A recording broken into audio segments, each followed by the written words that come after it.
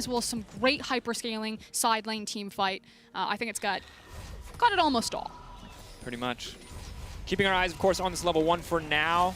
Maybe anticipating Wonder to step forward, but G2 playing the back foot on this one. Do not want to risk anything, so they're going to go for the standard 5-point here. As much vision as possible with as little risk as possible. Big Fiora player, Dracos? No.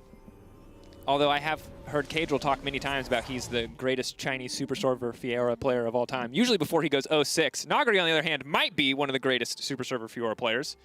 Would not surprise me. The man is an absolute menace.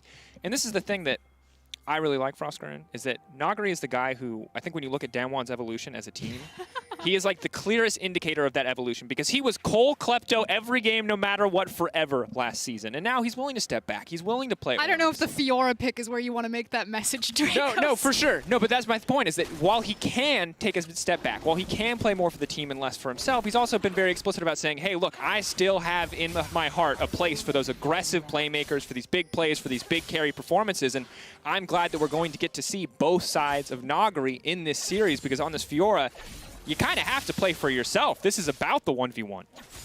Both of them obviously taking Grasp and just trying to trade the procs back and forth. I do want to talk about Kindred, though. Yanko showed that his mark was Silas. Obviously, you have setup and CC in the form of the gold card from Caps. It usually has been about Caps, so we may even see a very early gank from Yankos to try to make good on that mark and set up with that gold card.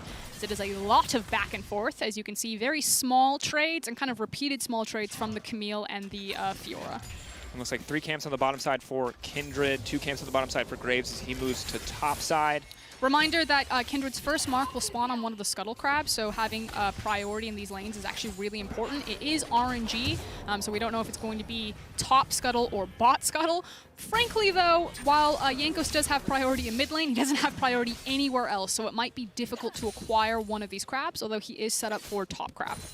Is and has the vision to back him up as well. Barrel getting aggressive on the bottom side. One of the struggles, of course, playing in set is that he has so much pseudo-tankiness. As a Juggernaut, he just gets so many stats for free. Showmaker, though, getting very aggressive on the Caps, taking a lot of minion aggro back, but Caps extending the trade there to try to get the better of it. Showmaker, though, not afraid to play aggressive, just trade a little bit of health here. Yeah, and that health advantage will give Caps a lot of control over this lane. Yankos is covering around Caps, trying to protect him as he now sees Canyon on the other side of this wall with a ward. And again, is playing for that crab, and the mark is going to be bot side. So Yankos handshakes with Canyon. Canyon will get top side crab with priority from Nagari, even though Caps has got Showmaker underneath his tower. And Yankos will take bot crab. That was cute. Yeah, good sidestep on the chains there. Obviously, would have been much more difficult. Keep our eyes on this mid lane match as we go further. For now, kind of going as expected. TF getting the better in a lot of these trades, maximizing the extra mana from the Corrupting Potion as much as he can. And Yankos, while he will be able to grab this one, they know exactly where he is, and Barrel's going to outmaneuver around the play, force the early flash. No option there for Caps. If he is able to flash in, Caps is going to get locked up, so just has to go for the early one. And now Yankos trying to trade back onto Barrel. Definitely favored in this one. Big Haymaker now coming in as Caps walks forward. That's going to be the flash taken away. Third stack on the Mounting Dread will not connect, so Barrel walking away, but does give up a lot for that play.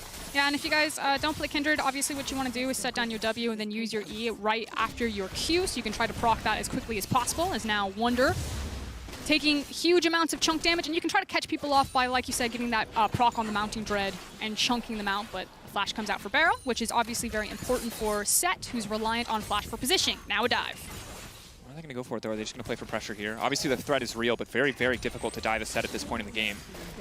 You've taken his flash, but as long as he has Haymaker up and available, is a very tanky champion, especially with the Aftershock, so they will pull away. But in the meantime, Yankos praying to the RNG gods, and the RNG gods answer as the Raptor Cap is respawning, and he's going to be right there in time to grab his second mark of the game before 5 minutes. That said, Perks now has to run for his life to flash forward. Oh, he's getting run down. Ghost waiting on the volley, instead going to turn for Mickey, trying to save Barrel's life. Does not want to trade it back. Perks going in, though. Has the heal. Ghost going to go for 1. Ghost now going to fish for 2. Leona strong, but is she strong enough? Fighting in the creep wave as well. Hits the Zenith Blade just barely. That's the stun. That's the cleanse. And oh, doesn't it feel good to be an 80 carry in 2020? Bye-bye, Ghosts. Ultimately the outplay as Mickey gets some revenge. He's like, see, I can play Leona too. I'm going to say a little bit questionable in some of those hitboxes. That was like a 180 no-scope from Leona on the Zenith Blade. Woo! Wide hitbox. Yeah, apparently. There it is. Ash needs to, I don't know, maybe slim down some. And already we're starting to see an uptick in the performance from G2 here in the early game. 1,000 gold advantage coming across. Some of that's going to be in the mid lane, where, of course, Caps has a bit of a CS gap over Showmaker, but also the 2 kills on the bottom side. But if you're damwon Gaming, I don't think you have to be scared, because most of that gold belongs to Leona. And while Leona certainly will have Swifties, will be a bit more of a terror on the map, and could be a terror in the top lane, it's not more damage items at this point. No, but like you said, Swifties and impacting map state, and so far we've seen the handshake over Leona's. As it's not Beryl this time around, it is Mickey setting up for a gank on Nagari here. He goes in. Go forward. Where's the riposte going to go? No flash. Waiting on the hard CC. That's going to be the Hextech ultimatum. Very well timed. He's going to get the lock of Nagari trying to go for the outplay, but there's just too many resources spent top lane clean from G2 Esports. Yeah, no flash on the Leona is what I meant to say there. So really nice to set up the CC before Mickey threw out the Zenith Blade to make sure that they chain CC on Nagari and really punish him. You can see that Canyon is going to be the beneficiary here, picking up a lot of this CS, now hitting level 6, but this is obviously going to hurt your Fiora when you die, when you don't have teleport, when you lose, I don't know, a wave and a half of EXP and gold. And of course, Fiora is the absolute side lane terror. We talk about 2 items on Fiora where she really just starts to become this unkillable 1v1 juggernaut. But when you look at relative utility, Camille is that, you know, the middle child of split pushers and team fighters. And she does provide a little bit more with the hook shot, with the Hextech ultimatum. She is a little bit more reliable, so to get Wunder ahead or to find Wunder small advantages here so we can potentially impact the map more is a big deal for G2 Esports as they're holding on to this 1K gold lead. Showmaker will use the stolen ult just to return to lane, fake teleport basically, so holds on to the actual global for when he needs it next. And now we kind of go back to farming. I do want to talk about kind of what happened cross-map with all of the action topside. It was plate pickups for Beryl and Ghost there, so still something back in damwon's pocket, as well as the fact that we're starting to see, you know, why Perks prioritize something like the Ezreal as opposed to the Misfortune, as it seems to be about unlocking Mickey and having him team up with Jankos and then leaving Perks on an island. You know, in the first game it was the Lucian, this time around it's the Ezreal, and these champions that can 1v2 pretty safely and effectively. Yeah, because when you look at Set, obviously if you're ever close to him, he's a champion that feels like he does way too much. But when you're an Ezreal, you just never let him get close, and it's not really a problem. You have Flash, you have the Shift, you can make it out pretty easily. Pressure, though, on the top side is Wunder's going to be forced to catch this wave.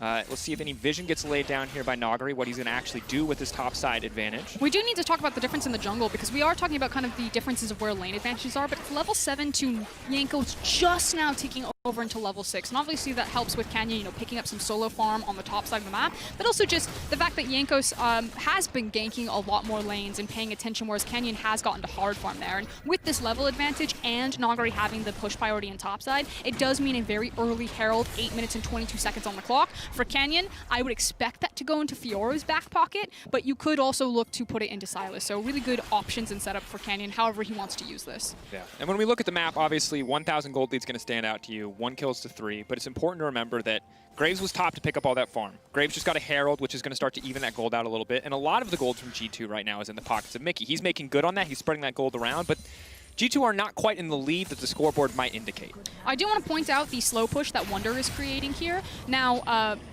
Showmaker has picked up the blue, and Caps has disappeared into Fog of War, and with this slow push, you can see that Caps was cheating up towards the top side, and they were threatening to see if Nagari would step forward, or even possibly threatening a dive as Mickey goes in.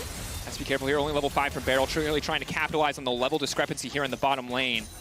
Level 6 ticks over, that play is really no longer possible as Beryl can just dunk you right back down under the tower, but looking for that small window of opportunity, just trading aggressive so Perks can get priority here on the wave. But you can see Ghost fighting back. He doesn't want the freeze. He doesn't want anything else. He wants to make sure that G2 cannot back in this lane. Yeah, trying to reset themselves. And actually, with Canyon getting back onto the map, damwon could actually have tempo to take the Mountain Dragon, as well as deny this mark. You can see the immediate pings as they see that the mark is on bot side scuttle. Ghost is going to go ahead and bounce this wave off of tower as Beryl ducks in for deep vision and denies Blast Cone. And yeah, it's going to be a denied mark, as well as a Dragon setup here if damwon want it. Yeah. Jankos, you can tell, kind of thinking about going to contest for that, starting to walk down on the opposite side, but instead just settles for the Gromp. Giving up that mark isn't going to feel too good, but it won't matter too much at this stage of the game. Obviously, 4 is the break point that you're looking for on the Kindred. An extra 75 range is a big deal, especially against so many short-range characters on the side of damwon Gaming. But Mickey getting to the jungle, getting a little bit aggressive here. Potentially just going to be the free Mountain Drake. damwon Gaming don't look like they want to contest, but they do have a Herald that they can utilize mid lane if they want to. I mean, they pushed mid priority, then damwon are now walking in, so Caps, you can see, is catching the mid wave. It does mean that the Dragon is still relatively low health, so damwon being behind the play if they wanted to contest it, but it's not crucial. Like you said, first Mountain Dragon doesn't really mean anything. Canyon continuing to hold the CS and experience lead over Yanko 78-68, level 8 to level 7. So damwon are not sweating right now, although it is a much better early game than we saw the first time. Big arrow coming out. Graves is on the way in. Mickey, that's definitely not what you wanted to do. The re-engage now coming up, but Canyon is there for the backup. They knew it was the only play left, and now they're trying to punish it. Dash forward. Mickey running for his Wall life. bounce. One arrow. Waiting on it. Where's the ult going to go?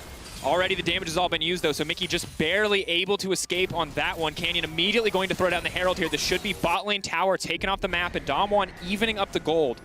Yeah, and I expected that the Herald would either go mid or top lane, but instead, again, the dominance from Ghost and Beryl sees an opportunity to set up a potential gank bot side and then also shove down the first tower. Now, Caps is racing bot side here with Jankos, but you can see the danger pings come on. damwon knows what's up, and they do have TP about to come up on Nagari as well as on Showmaker.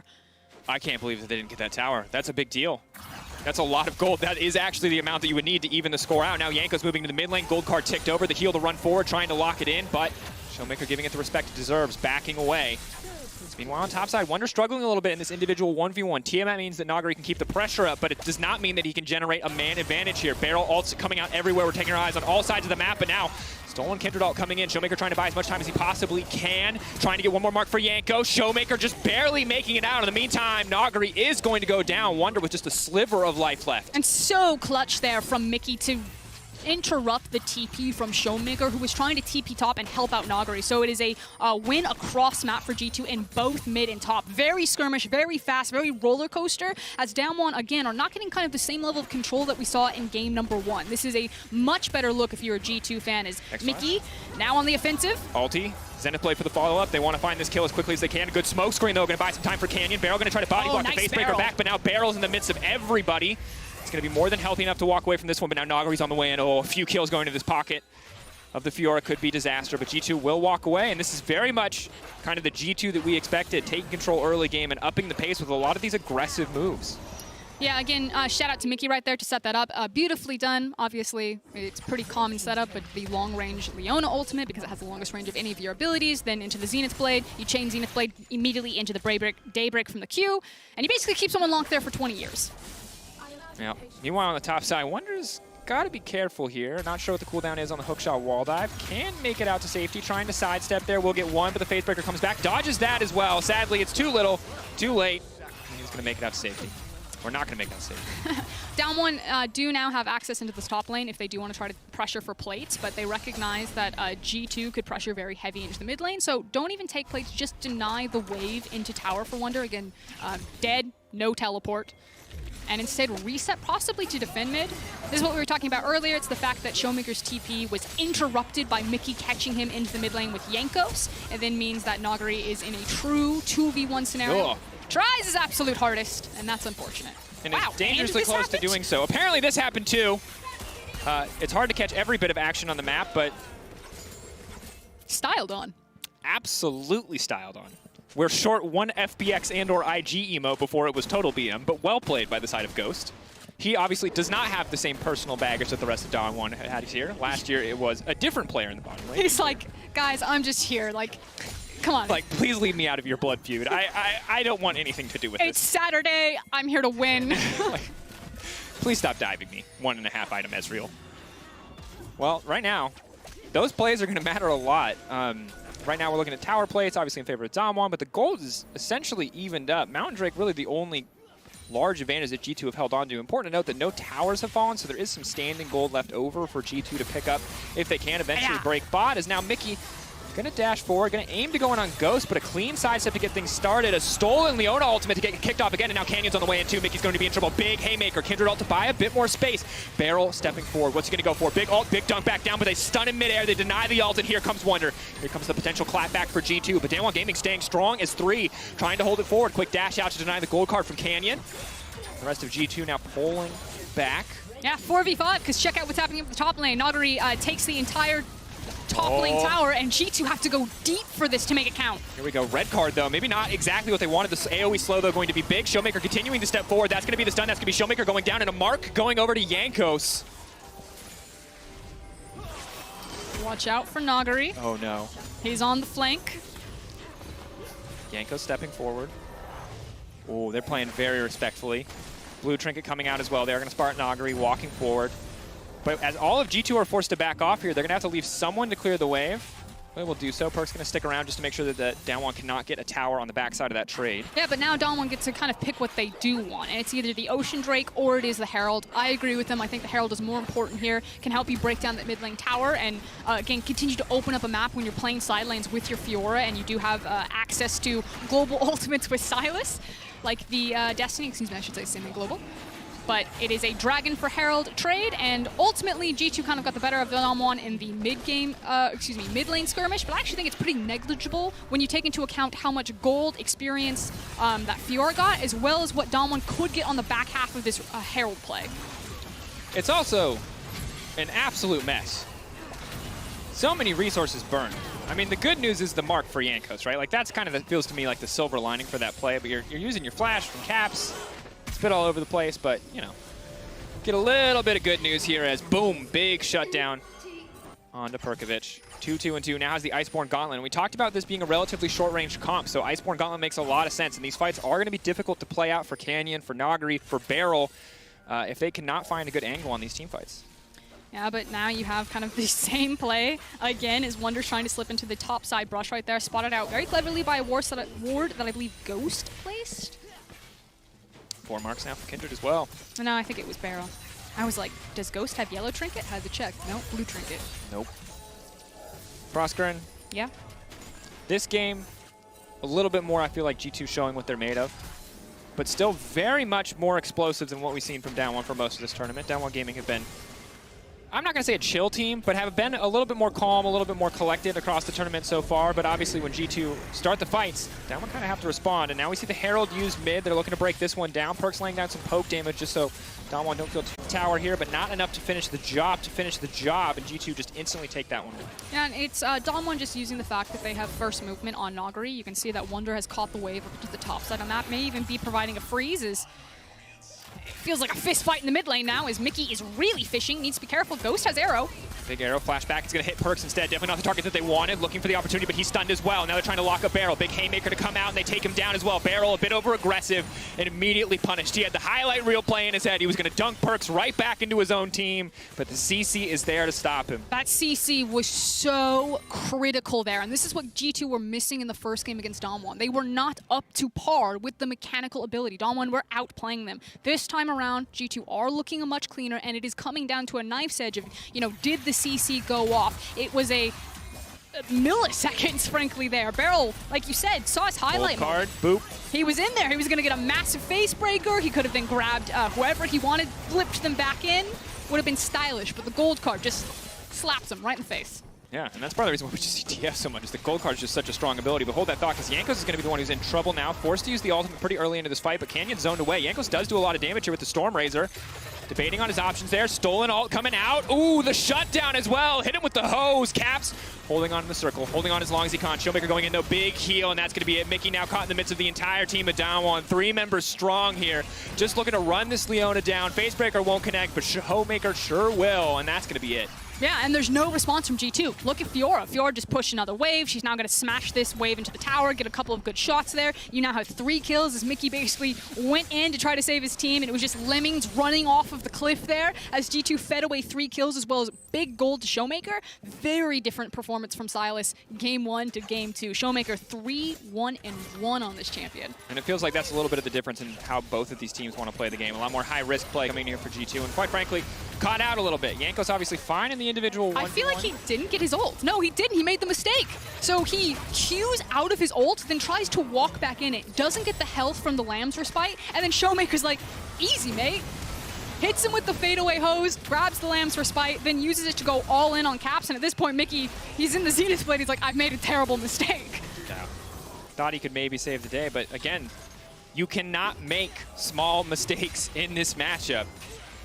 Costs pretty dearly. G2 Not confident enough to stay for any damage on the tower. Just going to push in and wait to see what's going to happen next. 20 minutes into the game, so the Baron has spawned. Neither team too keen to get that one started off, but both with more than enough damage to do it if they want to.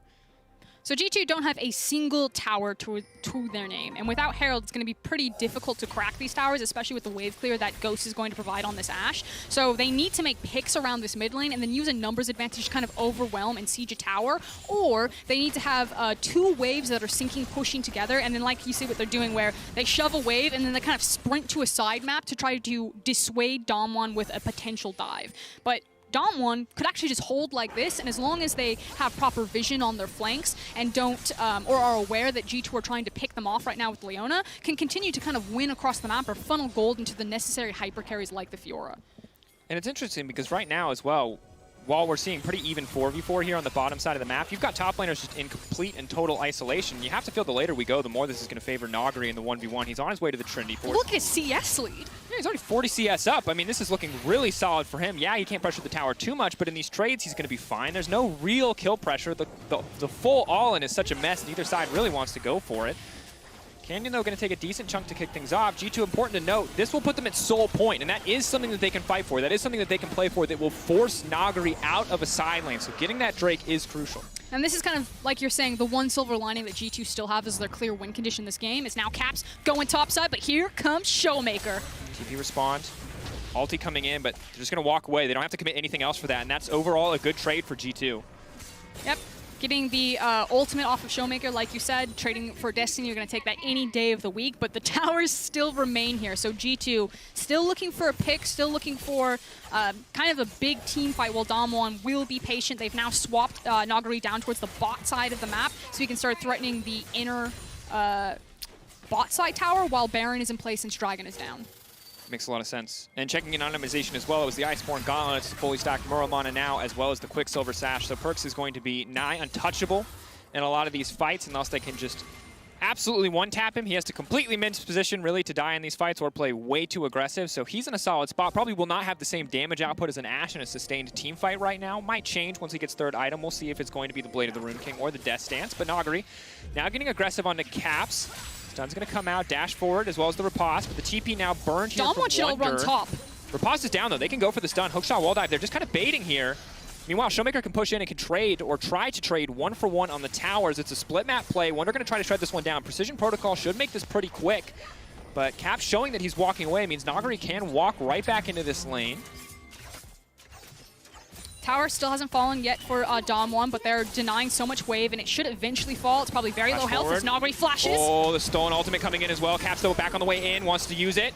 Wonder now has to run for the hills, has to be careful. Nagari now stepping in. This Fiora is so incredibly strong. 2 items, dash through, no riposte available, and that means he's going to be in trouble. Shut down onto Nagari, massive for G2. What can damwon do on the top side of the map? Nagari just steps forward as G2 stay around, and like you said, what can damwon get on the top side of the map? The top tower does fall. That mid tower is a stiff breeze from being knocked over. So still, in terms of gold, G2 have a slight edge, but there's a lot of freestanding gold available for damwon to take that right back. And we've yet to really see a full-on 5v5. We've seen a lot of 3v3 skirmishes, and we've seen a lot of these 2v1 side lane plays, but neither team seems too keen to fight yet. That might change in 2 minutes and 45 seconds when the next Infernal spawns. I do want to talk about the fact that you don't have TP right now on your Camille, where you do have it in your Fiora. Now, it would be difficult to execute, but there is a position here where Nagari can run down bot lane, or Showmaker if he wants to have the Destiny, and you could try to play cross-map by stretching out Camille, since Twisted Fate will have to match you there and try to like abuse in lane assignments while Camille is waiting for that TP. But because Infernal Drake and an Infernal Soul is coming up in 2 minutes, G2 might not be punished for it as heavily, since they'll want to be playing bot side anyway.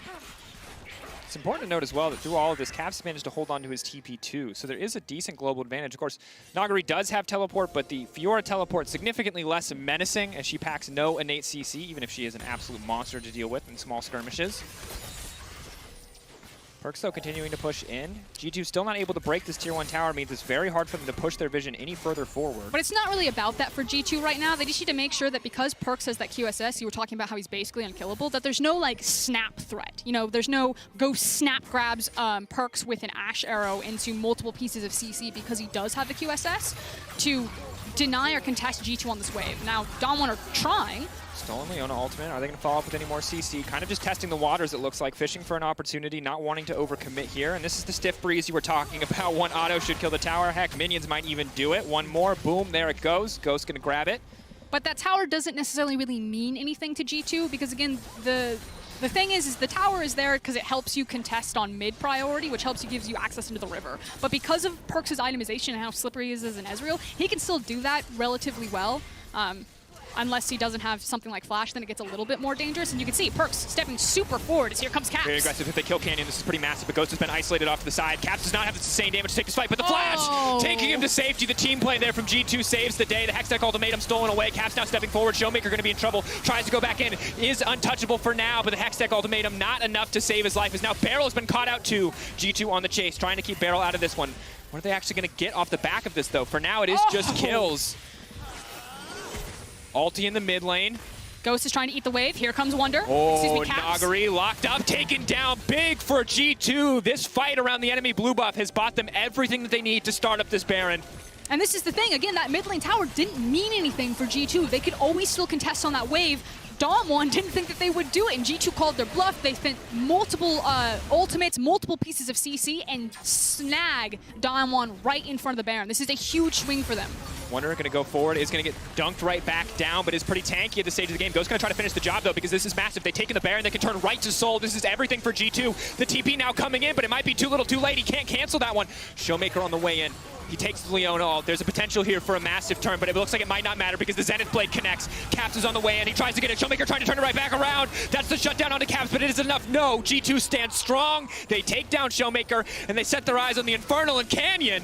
Dashes in, dashes out, gets down the control ward, but it's going to take a miracle steal and a flank from Nagari to turn this one back. Here comes Nagari. Canyon does have Flash as well as Smite available. Infernal Soul will go down. Canyon has gone down. Nagari has to run for the hills. He has one riposte. It has to block everything from G2 if he wants to survive this one. Blast cones there. He should be able to make it out to safety. Hook shot, wall dive to take him out. Dash to the side. They're now chasing him down, but that's going to do it. That's going to be it. Perks now dominating. Massive lead for G2 Esports. Infernal Soul, Baron buff, multiple shutdowns now picked up for G2. You said it. This is massive for them, and it starts with this pick onto the mid lane. The control ward was not going to save Canyon. The Destiny comes in. The smooth flash over the wall into the Lamb's Respite. Even if he didn't flash, maybe because of Jankos' placement, it still might have caught him there, but flashes for good measure anyway. And just such critical and important picks. And this is what G2 fans want to see from this team. High agency on a lot of their members, the ability to play individually and then have that incredible synergy, and the fact that all of these champions have forms of CC, have forms of escape, get to unlock these superstars to do what they want. Now, that said, when I called game one over, when damwon just absolutely smashed G2, I still think that there's opportunity here that damwon have. It's not as a foregone conclusion as game was for damwon as it is for damwon versus G2 in this matchup. Absolutely still some room to outplay. They're not as catastrophically behind. Of course, it is about surviving this Baron. And the Red Bull Baron power play, a minute left, already 4,000 gold for G2. They didn't take a lot of towers earlier on in the game, but they can certainly take a lot of them now. That's going to be tier 2 in the bot lane taken out. Tier 1 mid next to fall. Caps and Wonder press forward. damwon backing off, knowing that they just have to concede these objectives, that they can't afford to pick a fight around this. Like you said, it's about surviving. 2 waves crashing for G2 in mid and bot. Nagari doesn't have TP, so he's actually just going to try to trade probably inhib for inhib. So damwon just actually want to try to see if G2 will go away after this one, which you do see the back coming in for Wonder. He does have TP, or if Mickey will turn and G2 will step. Yeah, Perks just going to shift back over the wall. Caps going forward with the gold card. Big damage onto Barrel. Get a lot of stats for free earlier on in the game, but that does get weaker as we go forward if he doesn't actually have any form of gold income. I mean, forget Barrel right now. Did you see what that Ezreal ultimate just did to Canyon? Yeah, it's pretty devastating. And half-healthed him. Perks is a strong boy. Caps, though, is going to need a body block here. Showmaker trying to play around this one. Caps caught out 4 now, but who's caught who now? As the TPs are coming in, that's going to be the red card, just trying to slow any kind of advance here. The pullback, big from Barrel. Dunk back down, trying to make it out. That's a haymaker. It's a decent amount of damage, but it's not nearly enough. They're now getting collapsed on. Fiora still just farming in the top lane, and Perks flashing forward, will not connect. Nice bit of emote usage there on the backside, but G2 take that fight, and it looks like they're going to take their second inhibitor. Yeah, and there's no TP for Nagari, so what he did is he tried to burn Wonder down as much as he could, actually just standing on top of the Camille and slapping him while the teleport was coming through. But again, G2 pushing, have now 2 inhibs, and actually a lot of restraint coming in. Didn't have vision because Nagari was no longer on a wave, so they have to assume that the reset has come in, and they go ahead and back away. G2 though, waiting in the darkness, now on the retreat. Showmaker with the Stolen Leona ultimate again. Very, very powerful, 0.8 AP ratio. Can do a lot of work here, but Nagari has to now run for the hills. They're just looking for a pick, and they could look to end it here as soon as they kill Nagari. That's exactly what they want, G2. Are you going to bet it all on the 5v4? They've got a wave to back them up. The hook shot, not going to follow up with the wall dive.